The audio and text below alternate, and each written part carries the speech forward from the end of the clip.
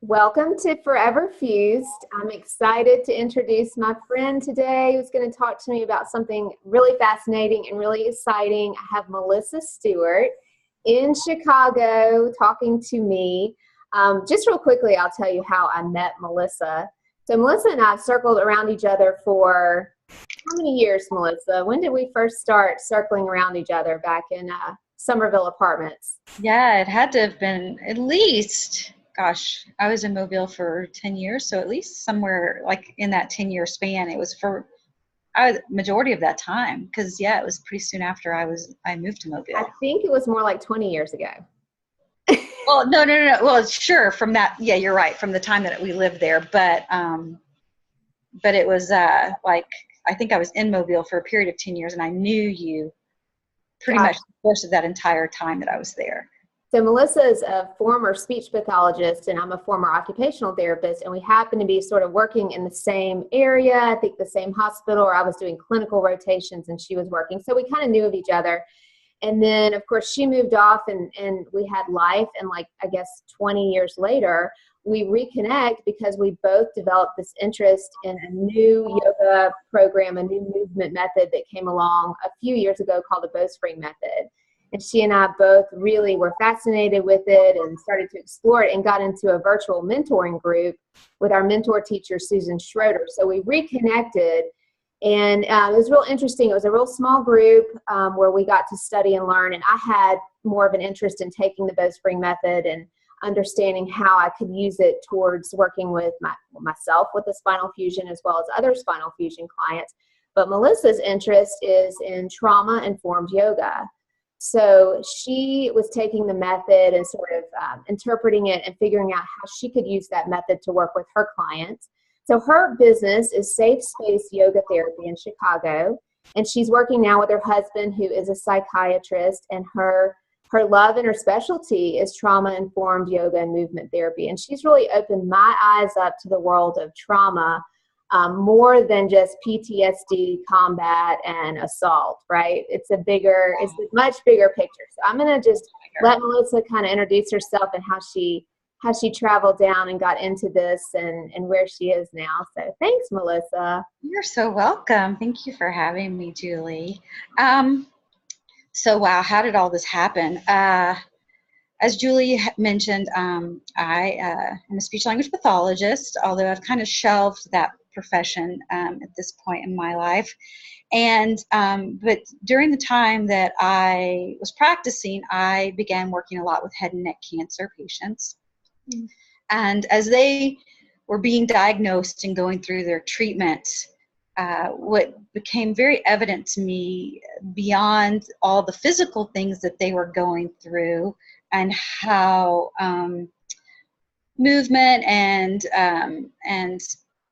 breath and that sort of thing, which often comes along with yoga, could be important, but also the fact that there's a lot going on in the realm of trauma when you're diagnosed with a terminal disease, when you're given drugs that basically can be very traumatic on the body, or you endure some sort of surgical procedure, which, of course, in our adult brains is, oh, this is necessary. We're cutting the cancer out. This has to be done. Our body does not interpret it that way. It interprets it as an assault of sorts. And when we wake up and we're supposed to be fine with everything, the body still tends to hold on to that piece unless it's worked through. So this all began to kind of merge together for me. And when we moved here to Chicago, part of our deal, my husband and I, was that we could work together and that I could work with him as a yoga therapist. And during that time, I got exposed to somatic experiencing work, which is Peter Levine. He's a psychologist that's been working with this in the area of somatics and trauma since the 70s. And of course, Bessel van der Kolk, who is a psychiatrist who works a lot with trauma and has done a lot of research that is now actually getting published of how trauma-informed movement is a part of the process of healing.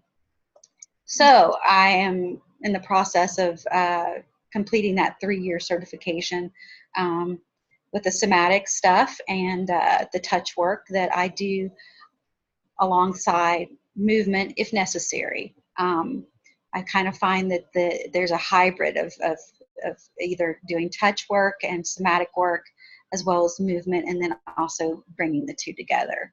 So it's more like when you're doing movement therapy or coming in from the yoga framework, it's more like a bottom-up approach than a top-down approach, where I think of top-down as maybe psychotherapy or talk therapy, working through the trauma issues, and you're going right into the nervous system.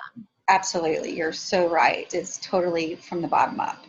And it seems like both of those techniques could go together really well, but sometimes it's probably more common to have the top-down approach, like we're going to talk this through. And maybe, I feel like this trauma-informed movement or yoga therapy is sort of a new field. Is that true? Or maybe it's just catching on. Well, I think it's just now. I think that what has come into to be our fruition is that, so many people have gone and they've done a lot of talk therapy and they've done a lot of work on themselves, but there's still that malingering something that's just not resolved yet. There's still that unknown piece that they just can't get past, whether they've been in talk therapy for 10 years. Let's just use it as an example, a woman who's been sexually abused as a child, and then perhaps gone into a relationship where her significant other is completely loving and giving and in no way physically, verbally, or mentally abusive. And they've had all kinds of therapy. They've worked together as a couple and all that sort of thing. But then there's still that piece of intimate connection and being able to feel safe physically. Because of the way trauma happens in our brains, the prefrontal cortex, which is what we use during talk therapy, is not a part of what's going on when trauma enters the system. It's more of our reptilian brain. And the prefrontal cortex and the language center that we use to assimilate and get our point across or understand what's going on from another person completely goes offline when trauma is occurring. So literally you lose internet connection. So to be able to sometimes discuss that and to be able to put it into words and formulate that can be really difficult at times. So literally when, as an example, a woman is assaulted or raped and they say, "What happened? We need details." They're like, "I don't know." And that's the honest truth. Their body knows, but the connection between their ability to communicate what happened and what happened in their system are just not connecting. So then how do you get in there through the body? What does that look like as a yoga or movement therapist? Where does it start, and what do you see in your clients? And can you describe it? Can you describe what you're looking for and where you're going with them? Yeah, I think first and foremost, i.e. the name of the business, is creating a safe space.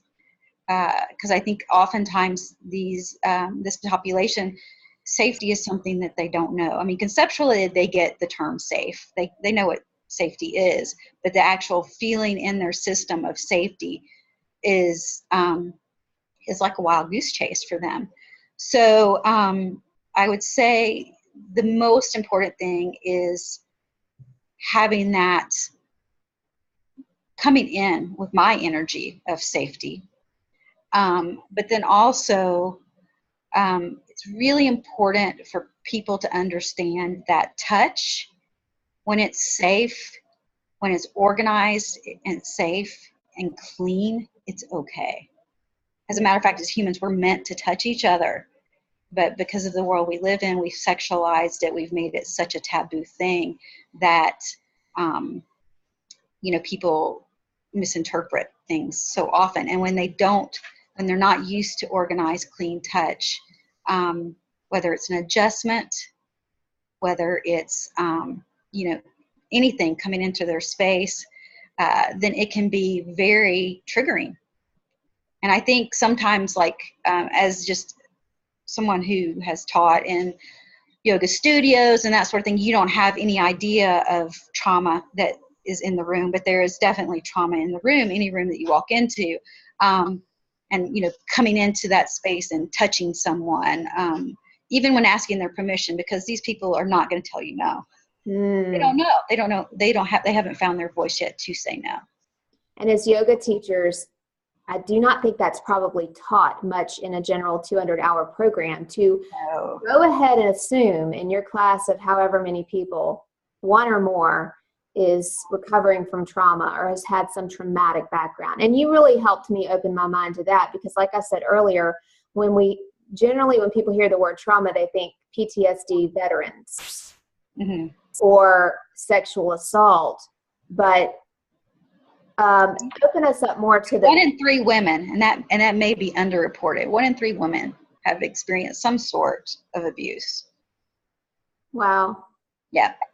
Where does medical, health, and surgical trauma fall in this? Because that's where you got me. You were like, Julie, you've had serious body trauma. Absolutely. And I was like, you had a metal rod stuck in your body. No, and we were in this program together, and I'm like, I've just got all these blocks, and I really, getting into this new movement method that we did was a really nice way to reintroduce, whoa, there's stuff in my body that, feeling it and really resisting and all of that stuff, what's trauma? I mean, how do we come to the table of accepting that this surgery or this illness or this diagnosis was a traumatic experience for us, and how come some people fare better than others? Is it a difference in sensitivity or history or support during the process of going through the surgery?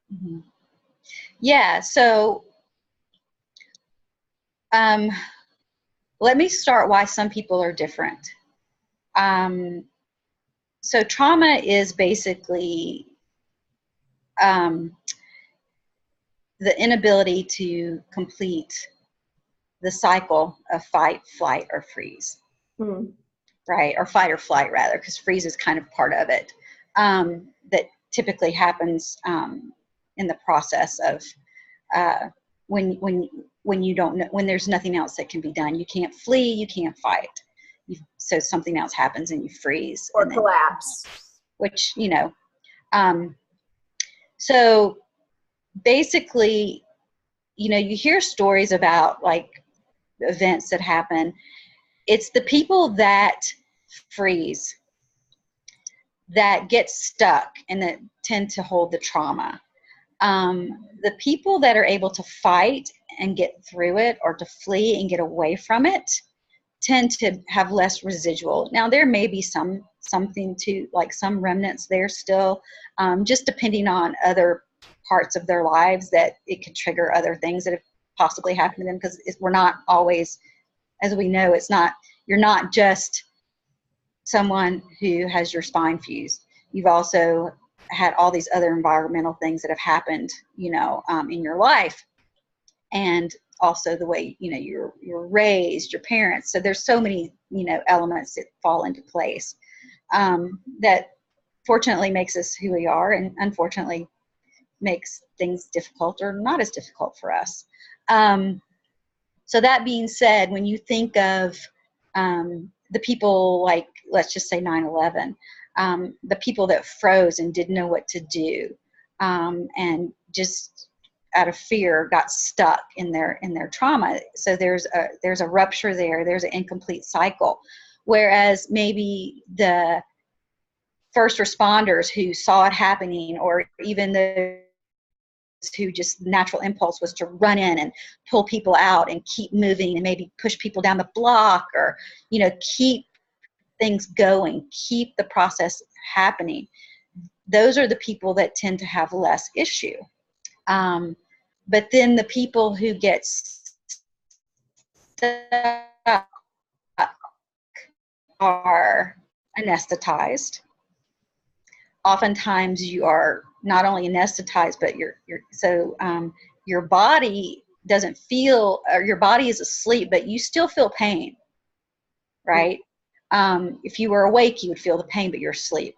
They've got you so far asleep. Now they have drugs now that can actually interfere with this process so that your body's not getting all that information. But you're given medication to make you go to sleep. You're tied down. Sometimes you're strapped down in a way where you can't move. And then you're cut into. And when you're cut into, if you've ever observed any type of surgeries, it's not like they're being, oh, Julie, it's okay. I'm just going to take the scalpel now, and it's going to come in contact with your skin. And as it comes in contact with your skin, you may notice the little coldness, a little wetness, where you're kind of like giving them information as how things are going to happen. No, they just cut, pull apart, sometimes rather roughly, rather vigorously, pound, nail, whatever, they're doing. I can't say I've actually seen like a spinal fusion, but I have seen a laryngectomy, and I've seen the way people are manipulated whenever they're removing the larynx, and I was in shock. Fascinated at some point as a speech pathologist, but then at the same time, like, oh my God, it's so brutal. And it's not that they're meaning to be brutal. It's just they're having to cut and do all this stuff, and they're doing their job. And unfortunately, there's not a lot of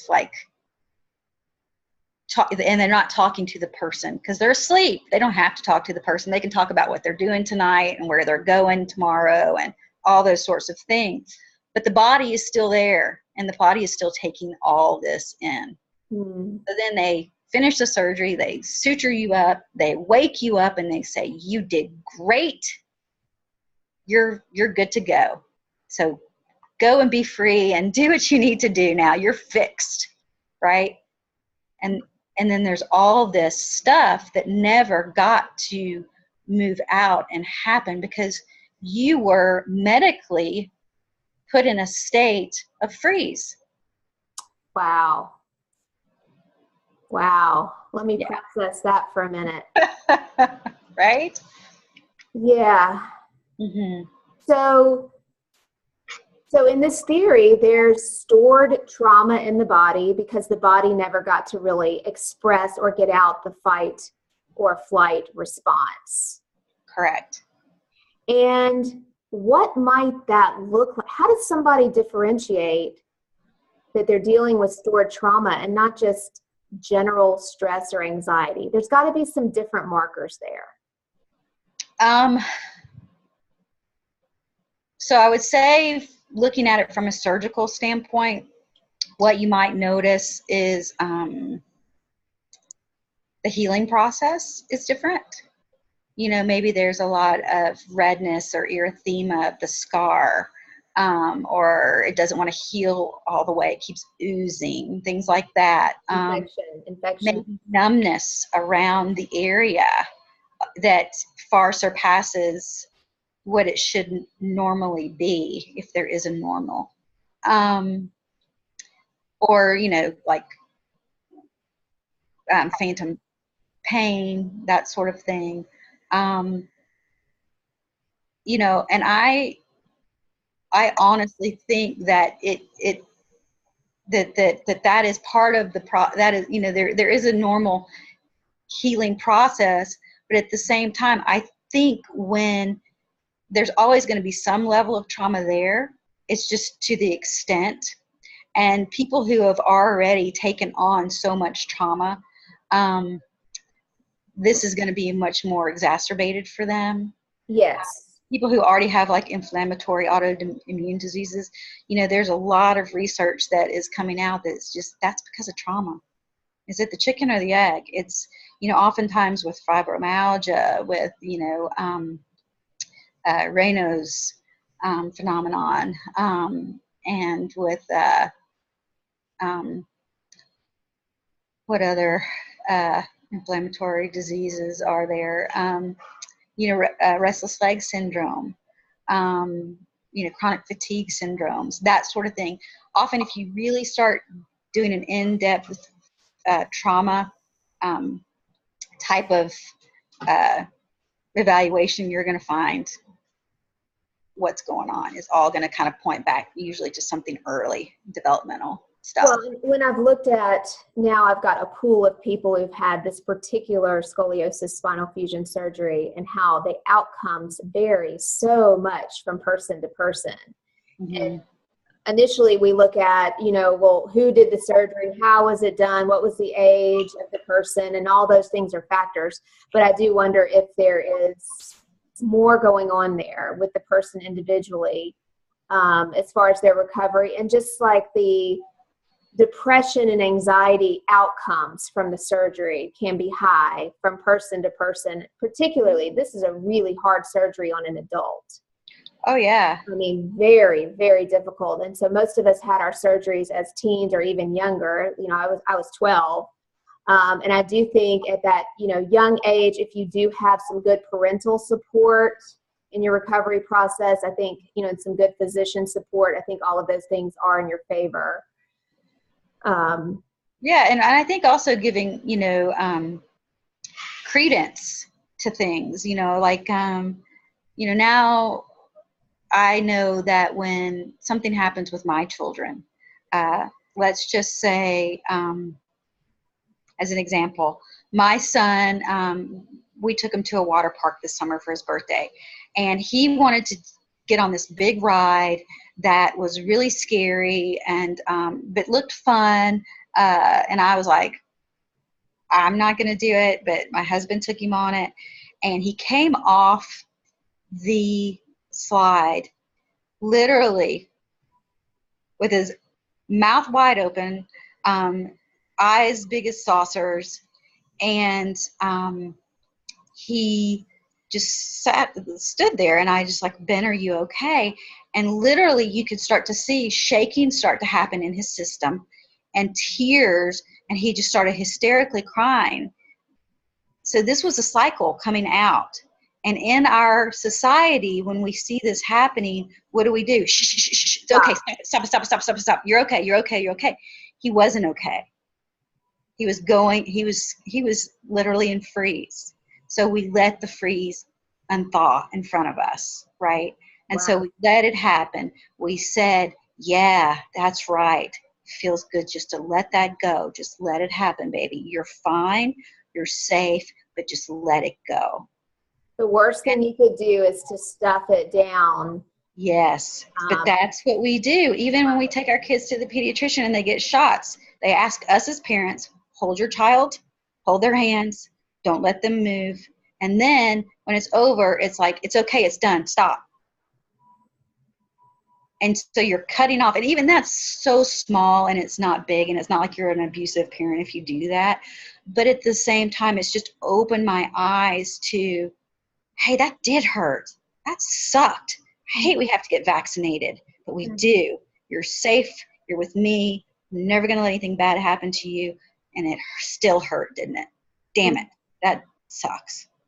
Well, and thinking back to health or medical or surgical trauma, exactly what you said. The mindset is, we've fixed your condition, now move on with your life. And there's no really place to support the process of like, we need to kind of talk and move and shake and cry this trauma out. And if we don't, to me, it's like stuck and kind of breeding like a real dysregulated nervous system situation. Oh, completely.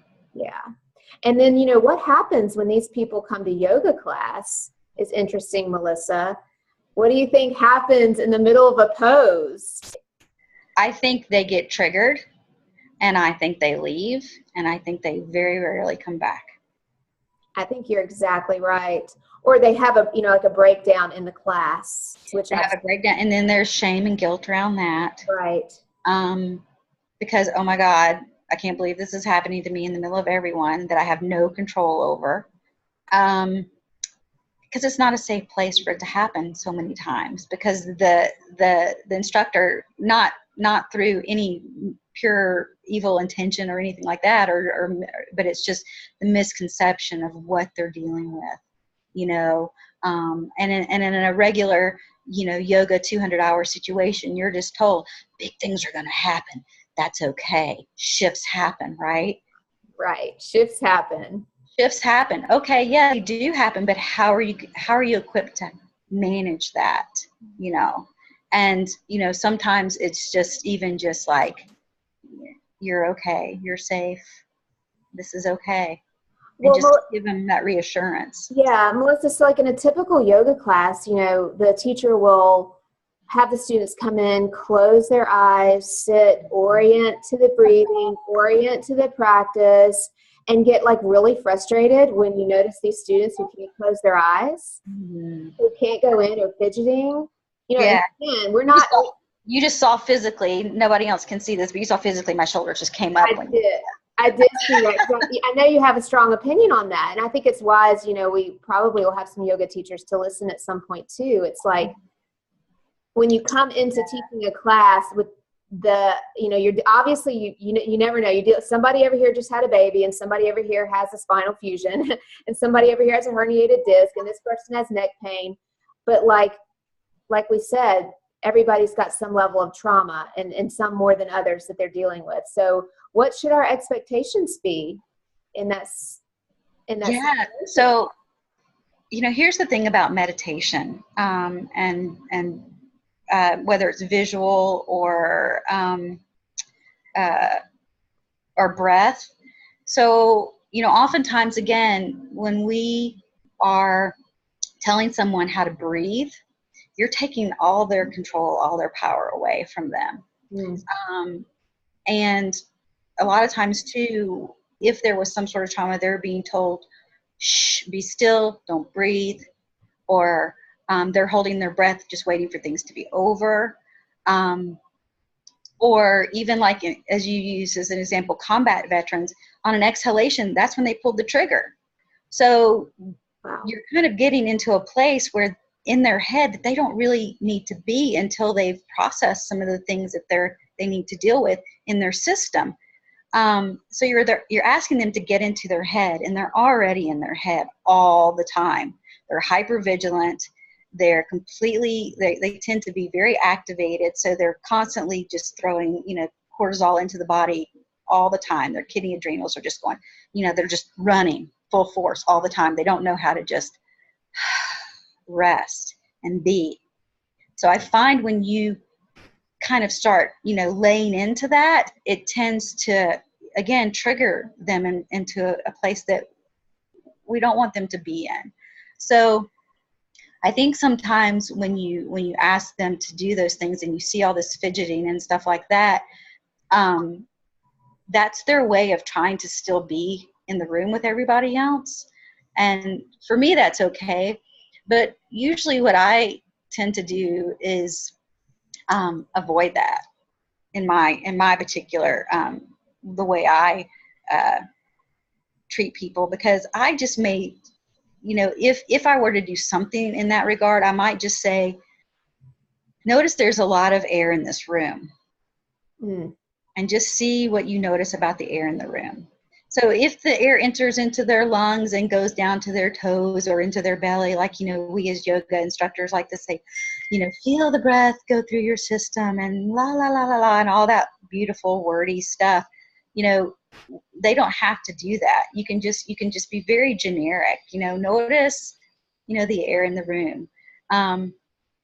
Maybe feel, have them feel the floor beneath them, maybe rub it with their fingers or feel it with their feet.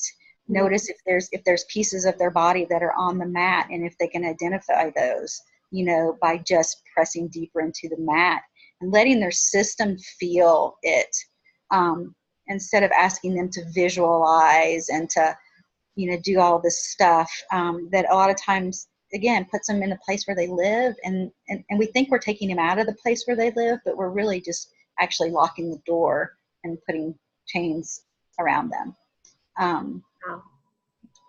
So that's kind of how I feel about it, and I feel like that's a place you can get to after healing has happened. Exactly. That's a whole new way to think about as a yoga teacher, centering your students, centering your group. Forget about closing the eyes. Forget about the, instructed breathing. Like those are all traditional things that we're taught to do to open our class. I love this new way of looking at it. Of just, I often tell people just arrive. See what it feels like to arrive here. So if there's a particular object in the room, a particular color in the room that gets your attention, just see what that is and just say, that's curious. I just noticed the red rose over there on the right. Or, that's curious. I just noticed that girl's peacock on her tights. Just arrive. Just because when you're present and you are there, then, and you're curious, you can't be triggered. That's exactly, I was going to bring up the word curious. Now I'm having a memory of us talking about that. Because what we do as yoga teachers is we say, draw your belly in, move your shoulders here, do this, do that, do that. And you've helped me with, instead of so much correction, getting people to locate areas of their body with the question of, let's just be curious about how we're holding our arm or hand or whatever the part is. And that's also a great sort of different cue for people.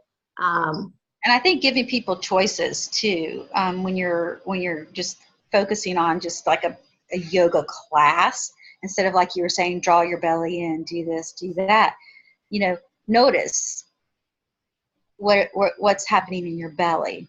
Is it tight? Is it, heavy?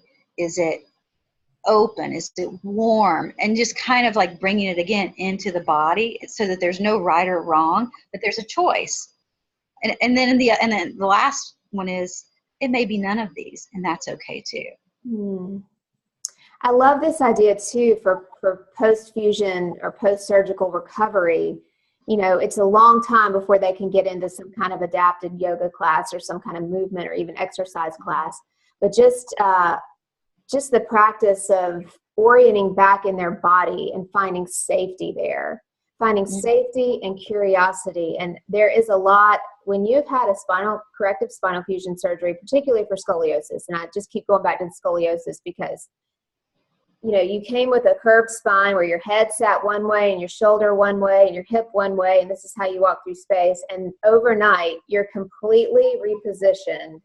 It's your body, you have a totally new body that you have to relearn where you are in space. You're 2 to 4 inches taller, 2 to 3 inches generally taller. It's like the idea of just, helping people like find your ribs, breathe into your ribs, feel your head rising, just some really basic non-movement body awareness, not necessarily meditation, which you said can be too triggering for people, but just orienting to safety and curiosity. That's the big thing I'm taking away from what you said. Yeah. Safety in the body and curiosity in the body is great. I had this experience. So I don't know if I told you, my brother also has had the scoliosis surgery that I had. We're 6 years apart. Okay. So he's I'm 6 years older. So, and I was 21 when he had his surgery at 15, and I had not thought twice about my body. I mean, I was living in a state of disconnection, right? As most of us are. I mean, I remember bragging about my pain tolerance level. Like I was an expert at I can remember in my post-surgery time, and I was only 12 years old. Like I had this ability. I was proud of myself. I could remove myself from my body to not feel the pain. And I know Melissa's going, oh my, I mean, what do we call that? Disassociation? Disassociation, yes. I was proud of it because my mom was like, Julie didn't have to take one pain med when we got her home from the hospital. And, so as now as an adult, I'm super sensitive and have a terrible pain tolerance now. I've totally gotten into my body and reconnected a lot of the pieces there, and it's still an ongoing job. But at that age, so that's where I was. That's where I was still living, very disconnected. So my brother has this surgery. I go to the hospital to visit, and he just came out and he was in recovery. And I remember my parents being around. I kind of go in there, and I remember being incredibly nervous and very scared and very uncomfortable. And all of a sudden his blood pressure just crashes and they like all come running in there. And it was kind of an emergency situation. And I freaked out and just ran out of the hospital. So talk about fight or flight or freeze. So I'm fleeing, I'm running, and I'm crying, and I'm just completely triggered by seeing him, coming out of the surgery. And of course, having this kind of crashing condition going on too. But it's interesting when I think back to that experience, that was a traumatic response. So the word triggering is thrown around quite a bit, but it kind of sounds like that's what happened. And again, it was years later that I even came back into my body and thought, there may be something more to explore here. Yes. I would agree with that wholeheartedly. Yeah. So,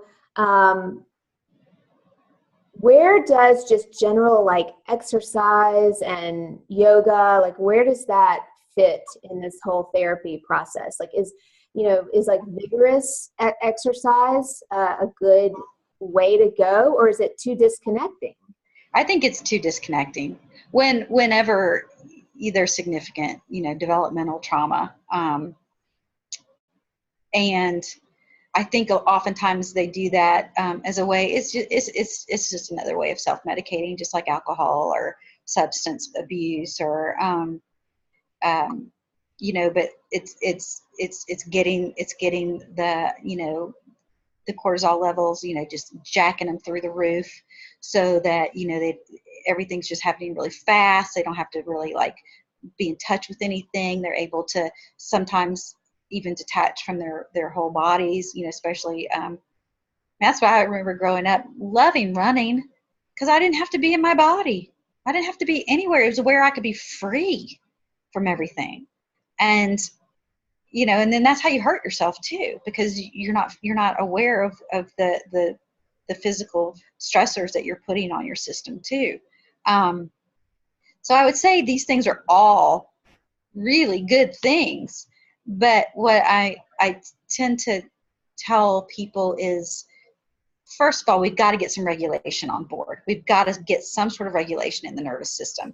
So as you build that capacity, that regulation, renegotiation, whatever you want to call it, I imagine a window that when you first meet the person, it's either closed or it's just barely open. And as you start to open the window of capacity, the window of tolerance, you don't have to live way up here anymore. You don't have to be in constant, hypervigilance, or you don't have to be down here where you can't get out of bed either.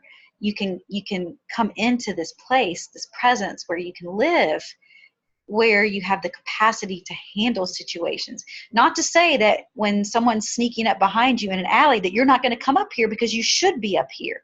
That's what fight, flight, freeze is all about, is your body is meant to do this for survival.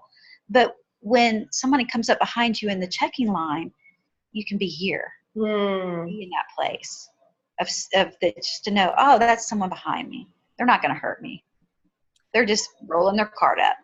I love that analogy too. And I think it does take a decent amount of self and body awareness to even recognize. I think a lot of people live in sympathetic overdrive and don't even recognize that that's where they are. So there's a sense of enough body awareness, enough self-awareness to know, I'm spending too much time way up here in over-arousal. Right. Or, I'm like way too down-regulated, and, where is that great, just normal, happy space? And then what are my tools to bring me down or to bring me up to find that regulated place too? So. Right. Yeah. Melissa, why don't you, as we close it up, why don't you just share again a couple of resources that would be good places for, sorry about the beeping going on. I thought we turned all our silencers off. All right, and then I'm sorry, I have some puppies in the background as well that I wasn't counting on. That's okay. This is like, real life, real world interviewing. So, okay. But yeah, just a couple resources for people that might want to just dive into this. You mentioned a couple at the beginning, so maybe. Yeah, so I would say, Bessel van der Kolk, and he's very good, and Peter Levine are both really good places to begin as far as looking at trauma. I think Bessel's book is called The Body Keeps the Score. Yeah, that is a great book. It's just phenomenal, and it's just a really, really good foundation to things. And then, you know, you have Peter Levine, which is, you know, Waking the Tiger, and he has really good books that I think are really good. And I can, if there's a place that I can put a list on later, I'm happy to do that. I have a plethora of books. I just can't remember the authors off the top of my head that are really good with trauma. There is also a place up in Boston that works with Bessel that does trauma-informed yoga, and they have a book out that's called basically Trauma-Informed Yoga. And it's a good foundation too. I find that it's just another piece. I find that, you know, there's no silver bullet for this, and that's kind of been the navigation of this process for me, in that you're taking, you know, I've taken a little bit of bowstring, I've taken a little bit of trauma-informed movement, I've taken somatic work, I've taken touch skills, and I'm kind of like, I think of this rubber band ball. I just keep adding these rubber bands to it that basically make this whole perspective of looking at a whole person. Right. And I think having numerous tools in the toolkit, I'm a big fan of that myself. I'm like you. I mix methods. And yes. And you have to just look at the person in front of you. If you're working with somebody individually, is what part of those tools do they need at that moment? And then that changes over time too. So how can people find you? How can they find me? Well, you know, so I don't have a website. That's terrible. Oh, Melissa, I thought you did. I know. Isn't that awful? I'll have to work on that for you. You will, because I know you're so much more technically savvy than I am. So yeah, you know, you can always email me. My email is mlwstewart, stewart @gmail.com. You could always email me as far as any questions or thoughts or concerns about trauma. If you want more information, I'm happy to provide you with that, and or provide me with your contact information. I can call you directly. That's another option. Right now, yeah, here located in Chicago. If there's anybody out there near the Chicago area, I work downtown, and that's it. That's awesome. Well, you're just a wealth of information. I love the work you're doing. It's so valuable, and you've helped me so much, and we must stay connected more frequently. Absolutely. Anytime, Julie. Thank you. Thank you. Bye-bye.